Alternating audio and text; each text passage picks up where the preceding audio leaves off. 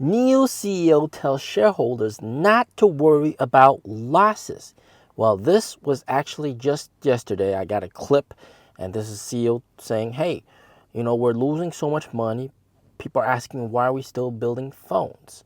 And on top of that, he also gave the bombshell information that the second generation of NIO phones are already developed and are in production and will be soon available. So everything, the work for the second gen NIO phone is already done. It's finished. It's going to be out soon. That is absolutely amazing. And as you guys may or may not know, right now, as a incentive, they're giving away NIO phones, first gen NIO phones, with every single car purchase, which they absolutely should, because that just levels up the ownership experience. The amount of things that you can do with the NIO phone is absolutely spectacular, and it just makes the car so much of a better product with that sort of acting as a remote.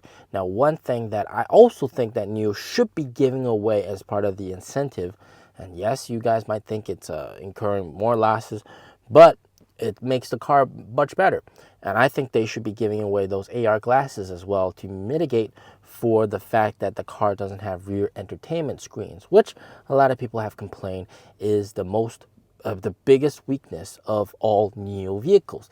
There's basically no entertainment. The cars support AR functions with those AR glasses, but you have to pay extra for it. It just doesn't make any sense, and most people may choose not to buy that, and it just becomes an outright thing that you don't have that everybody else has. Now, before I show you the clip, there's also another factor that I kind of a minor complaint, and it's the fact that the phones, they're released very late into the year. So right now, NIO phone was released in September.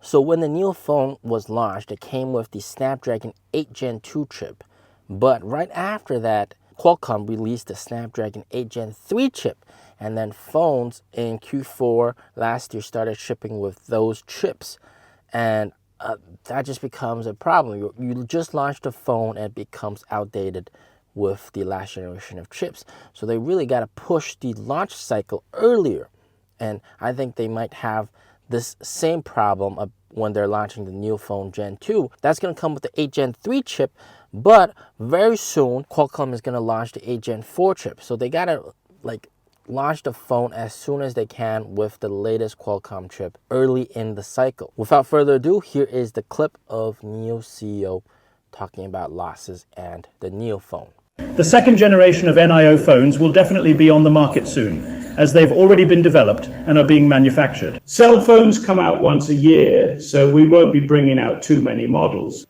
Don't worry about NIO losing a lot of money and still manufacture phones. The problem is that both Huawei and Xiaomi have entered the car industry. I think it's a defensive strategy first.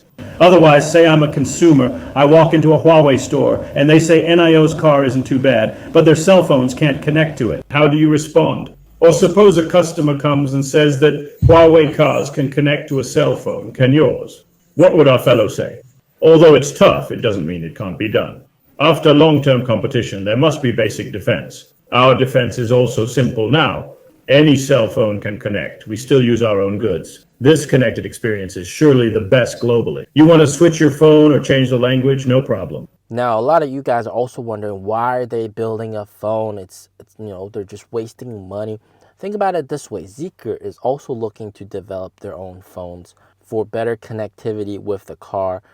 Huawei has an excellent operating system that works in harmony with the phone, and it's called Harmony OS, no pun intended, but the amount of things that you could do with that is quite spectacular, and it's part of the reason why Ito has been selling very well, which is basically Huawei's car.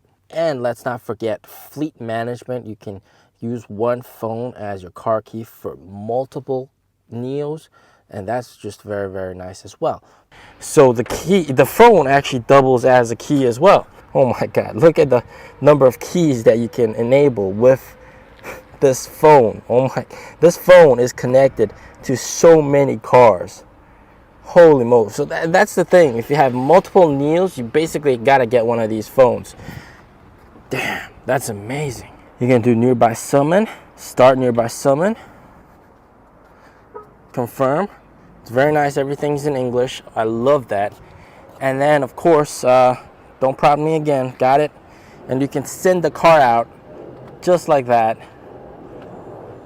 And it's going to come out. Yep. You can do this in the app as well, but it's not as responsive. And then I can back it up, back it. And you don't need internet connection or Bluetooth. Wow, that's crazy. That's amazing. You see, one thing that the competitors do really well, and this is also one of the reasons why people are choosing Ito a lot, is the rear seat over here. There's no screen there, but you can seamlessly attach a Huawei pad. They're basically like a tablet, and it has seamless connectivity with the whole entire car, and you can control that tablet via the screen on the car. And if you don't want to use it, you can take it off, bring it home. So this is just the ultimate connection, and it solves so many problems, like the entertainment problem, which I think NIO really got to put out their own tablet, all right, big screen tablet, and that's going to be attachable to the back of the seats for a sort of like a screen behind the car. And I think Huawei's solution is absolutely fantastic. And this is why NIO CEO was also mentioning Huawei when he, in his little speech over there. But in terms of losses, all right, the NIO phone isn't like an endless money pit. It's not. Because they had a guy basically start the whole entire team, and then afterwards, after everything was said and done and they got the ball rolling, they were able to lay him off and basically have the team self-operate with a fewer people and optimize functions. And basically the core design is probably going to stay the same, and just update the internal guts of the phone for future generations. So it's not going to be like a huge expense going forward. But one thing that we can expect for sure is for cost of sales to probably increase more during the next few quarters, because of the fact that they're giving away so much stuff, so much incentives for selling the car.